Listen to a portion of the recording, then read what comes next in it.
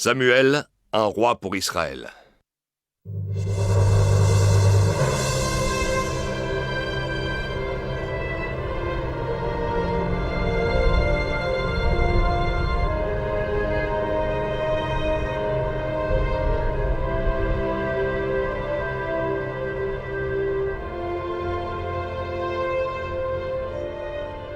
Vous entendez ça? Les Hébreux implorent leur Dieu.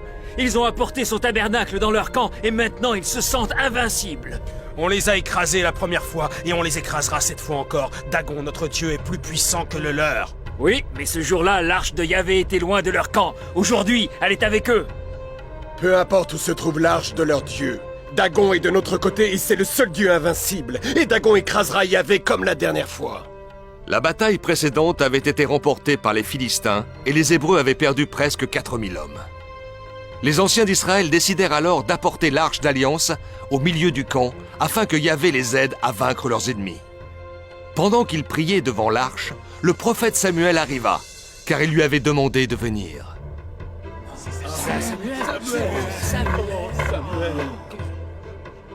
Vous m'avez fait venir, que voulez-vous? Que tu demandes la victoire à Yahvé. Je suis désolé pour vous, mais personne ne peut influencer la volonté de Yahvé. Allons, chacun sait que c'est Yahvé qui t'a fait nommer juge. Je ne serai jamais celui qui demandera quelque chose à Dieu pour le peuple d'Israël. Mais sans son aide, nous serons vaincus. Ah, maintenant que vous craignez la défaite, vous lui demandez son aide. Vous n'avez pas honte. Pour le forcer à vous aider, vous avez apporté l'arche au milieu du champ de bataille. Samuel, tu es trop dur avec ton peuple. Ce sont vos péchés qui déplaisent à Dieu, et c'est à cause d'eux qu'il vous livre aux mains de vos ennemis. Écoutez, nous n'avons pas besoin de Samuel, l'arche d'alliance nous protégera. C'est vrai. Oui, tu as raison. Sonnez les trompettes. Yahvé combattra à nos côtés. Yahvé! Yahvé! Yahvé! Yahvé! Passons à l'attaque!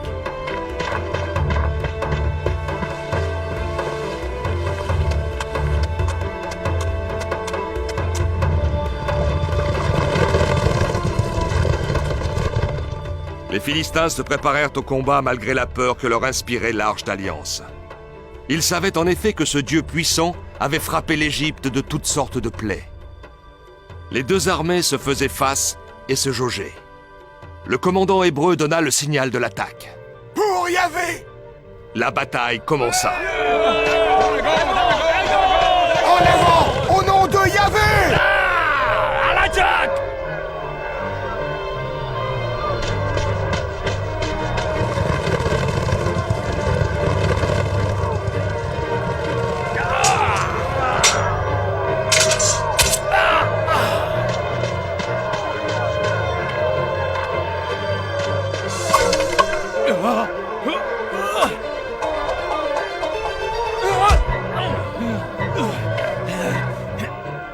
La bataille fit rage et fut sans pitié.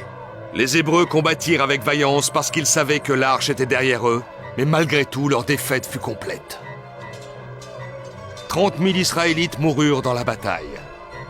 Même les prêtres se battirent dans le vain espoir de sauver l'arche. Mais ce fut inutile. Ils furent massacrés jusqu'au dernier, et les Philistins purent célébrer une grande victoire.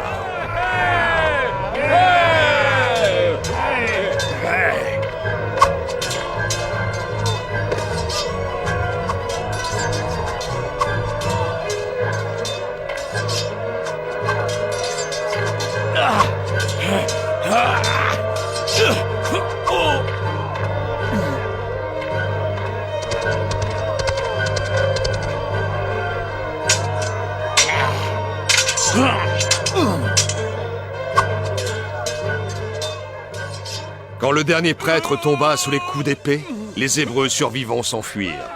Ils abandonnèrent leurs morts sur le champ de bataille.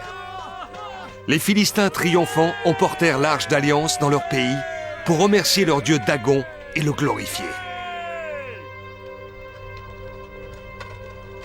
Nous avons pris l'arche! Nous avons pris l'arche! Nous avons pris l'arche! Les prêtres philistins savouraient la victoire.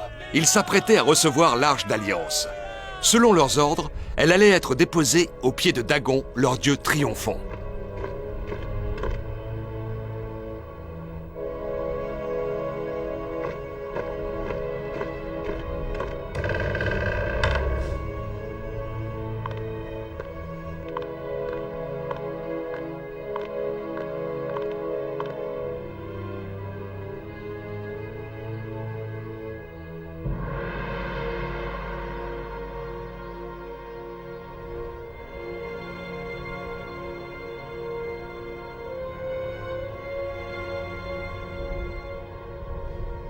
Oh Dieu d'Israël, pourquoi as-tu laissé les Philistins s'emparer de notre arche?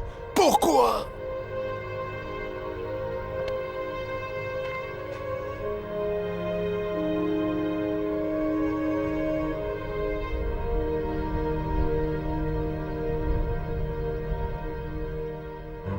Et Dieu répondit à la question. Un éclair jaillit et la foudre fracassa la statue de Dagon, le dieu des Philistins.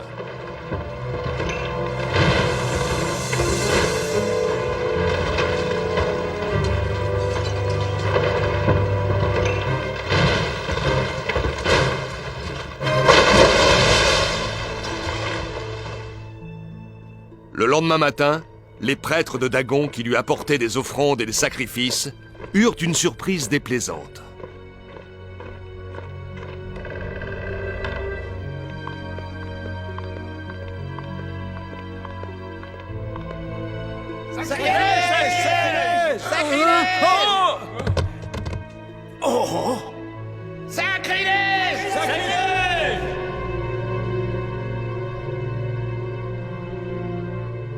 C'est certainement l'œuvre de ce maudit dieu d'Israël.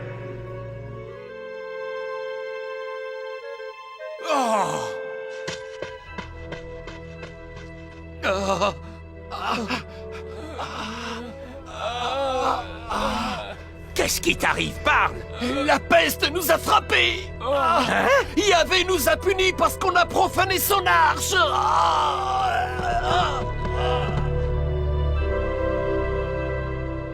Terrorisés par la puissance de Yahvé, les Philistins décidèrent de se débarrasser de l'arche et ils l'emportèrent loin de leur ville.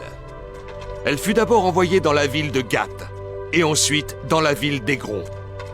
Mais partout où passait l'arche, les gens étaient frappés de terribles maladies envoyées par Yahvé. Alors les Philistins qui avaient gardé l'arche pendant 7 mois décidèrent de la rendre à leur ennemi, les Israélites. Ils lui fabriquèrent un nouveau chariot et ils la ramenèrent sur la terre d'Israël.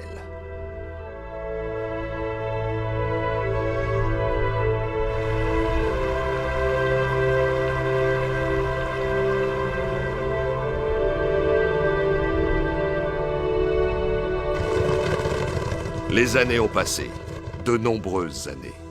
Et les enfants d'Israël, malgré tout ce qui leur était arrivé, recommencèrent à désobéir au commandement de Dieu.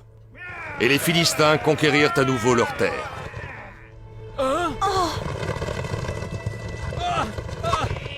Parmi les anciens, l'idée naquit alors de se donner un roi. Les tribus, unies sous son autorité, seraient plus fortes et un roi les protégerait des Philistins.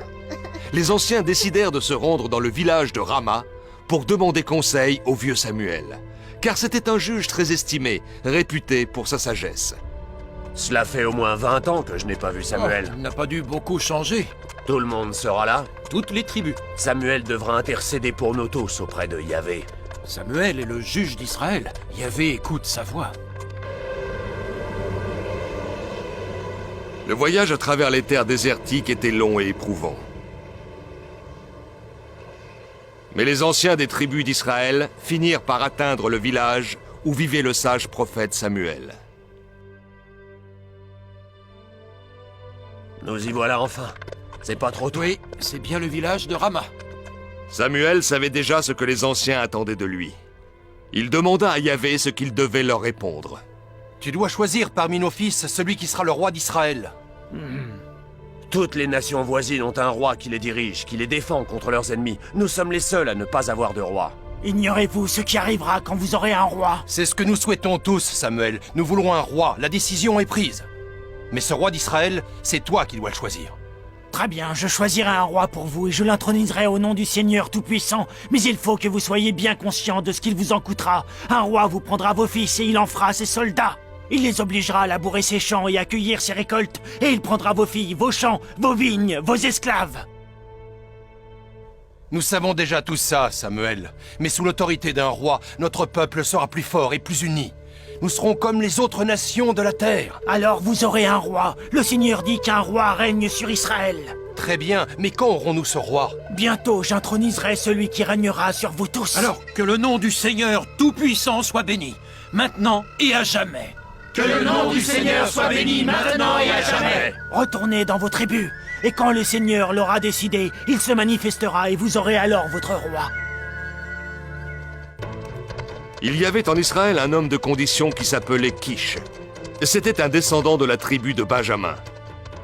Il avait un tout jeune fils qui était très beau. Nul parmi les Israélites n'était plus beau que lui. Il s'appelait Saül. Pendant que son père s'éreintait au travail dans les champs, Saül s'entraînait au maniement des armes et des chevaux.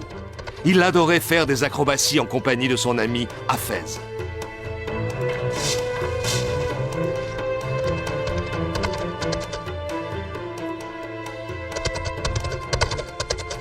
Bonjour père, il y a beaucoup de grains on dirait. Oh, tu t'amuses et les autres travaillent, tu mérites le fouet. Tu sais que je dois me préparer à combattre. Qui défendra ton grain si les Philistins viennent ici? Qui te protégera? Pendant que tu jouais avec Aphès, tes ânesses se sont échappées. Elles ont toutes filé vers la rivière. Je crois que tu as raison. Je pars. Oh, oh. Pour Yahvé! En avant, au nom de Yahvé! Tu les as vus? Oui. Je préfère celui qui est à gauche. Vous n'auriez pas vu 3 ânesses? 3? Oui, nous en avons perdu 3. La porte de leur enclos était mal fermée et elles se sont échappées pendant notre absence. Nous avons fouillé toute la région de Shalisha, de Sha'alim et de Benjamin et on ne les a pas trouvées. Tu ne pourras jamais retrouver tes ânesses par ici. On ne peut pas les voir dans les roseaux. Allons quand même les Au chercher. revoir. Ne perdons pas de temps. Les deux amis repartirent à la recherche de leurs animaux. Ils finirent par arriver devant le village de Souf. Le jour même, le prophète Samuel y était lui aussi arrivé pour bénir un sacrifice.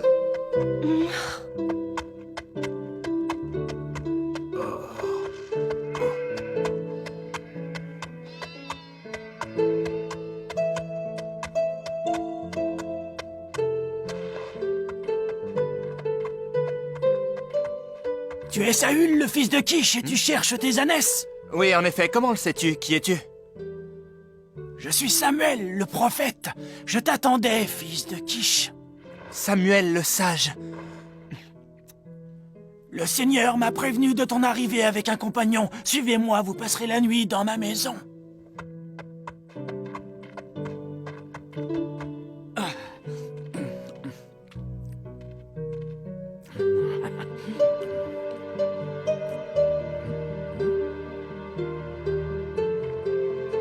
Il faut que je retrouve mes ânesses. Ne t'inquiète pas, tes ânesses ont déjà regagné leur enclos chez ton père. Et maintenant, mange. Mon père doit être inquiet, non? Il n'a aucune raison de s'inquiéter. Il sait très bien que tu es avec moi. Je ne comprends pas. Qui aurait bien pu lui dire? C'est Yahvé qui l'a prévenu, Saül. Qui d'autre? Maintenant, allez tous vous préparer. Demain s'accompliront de grands bouleversements en Israël.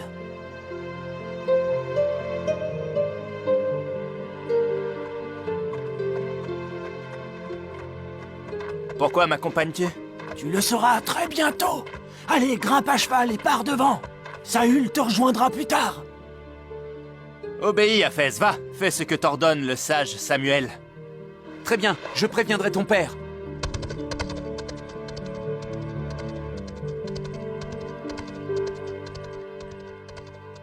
Samuel, pourquoi lui as-tu demandé de partir? Parce que je dois te répéter les paroles de Dieu. Les paroles de Dieu à moi? Ne t'inquiète pas, c'est la volonté de Dieu. Les tribus d'Israël ont réclamé un roi et le Seigneur Tout-Puissant a décidé que ce serait toi. Mais je ne comprends pas. Aujourd'hui, Yahvé te donne à travers moi l'onction de chef d'Israël. Tu régneras sur son peuple et tu le libéreras de ses ennemis. Le Seigneur t'enverra un signe afin de te prouver que je dis la vérité. Le Seigneur te fera savoir ce que tu devras faire. C'est lui qui t'a choisi comme prince d'Israël et c'est lui qui guidera chacun de tes pas. Mais que dois-je faire maintenant, sage Samuel? Quelle conduite adopter? Va et suis toujours la volonté du Seigneur. Saül retourna chez son père. Samuel, pensif, le regarda s'éloigner à l'horizon. Quand le temps fut accompli, Samuel rassembla les tribus d'Israël à Mispa. Et quand toutes les tribus furent réunies, il proclama la nouvelle qu'ils attendaient tous depuis si longtemps.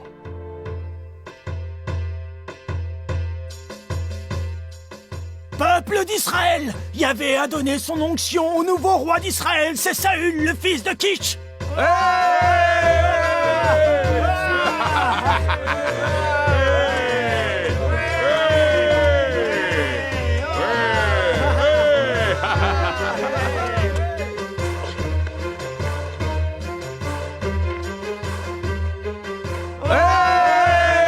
Enfants d'Israël, vous obéirez à un roi, à Saül, le roi que vous avez réclamé, le roi que vous avez choisi. Saül est votre roi selon la volonté de Yahvé, le Dieu d'Abraham. Saül repartit ensuite chez lui, à Gibéa. Il était accompagné d'hommes vaillants dont Dieu avait touché le cœur. Mais un grand danger menaçait déjà le peuple d'Israël qui croyait avoir enfin trouvé la paix. Ce nouveau danger portait un nom terrible, Nahash l'Ammonite.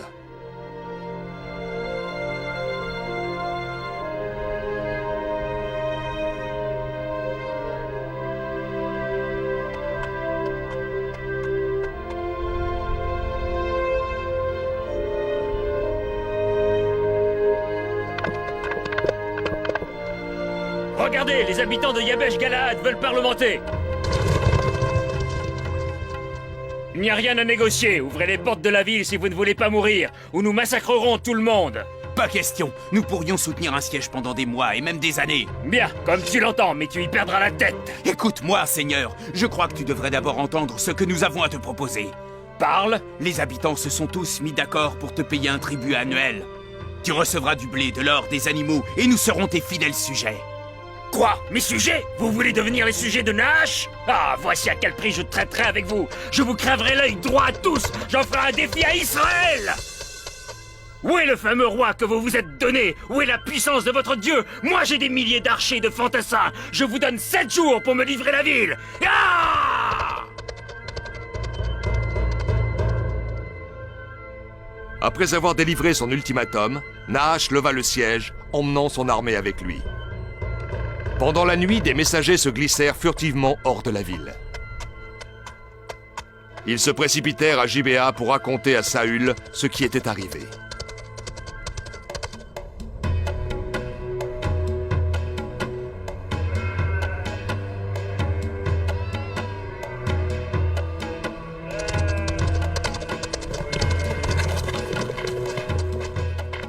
Que se passe-t-il? Nahash l'Ammonite a mis le siège devant Yabesh Galaad. Il nous a donné 7 jours pour nous rendre. Sinon, il massacrera tous les habitants. Il reste combien de jours? Il n'en reste plus que 4. Et aussi, les anciens ont dit que... Quoi? Qu'ont dit les anciens? Que tu dois venir à leur secours car tu es leur roi. C'est ce qu'ils ont dit. Non, ce n'est pas moi qui vous sauverai, c'est Yahvé. Prenez une paire de bœufs et abattez-les. Coupez-les en morceaux et envoyez un morceau à chacune des tribus d'Israël. Dites à tous les hommes valides que le roi Saül les appelle au combat pour la ville de Yabesh Galaad. Et quiconque ne marchera pas à la suite du roi Saül, alors ses bœufs seront dépecés de la même manière. Seigneur, guide leurs épées, car ton peuple est humilié à Yabesh Galaad. Tes enfants attendent leur délivrance. Seigneur, ils ont besoin de toi. Le roi que tu leur as choisi est encore trop jeune. Guide leurs épées, Seigneur. Puis vint le jour de la bataille. En attendant la réponse des Hébreux, Nahash et son armée campaient sous les murs de la ville. Nous avons assez attendu. À l'attaque! Faites rouler les tambours! Fais mettre l'armée en ordre de bataille. À vos ordres, Majesté. Que se passe-t-il? Ils n'ont pas l'air de vouloir se rendre.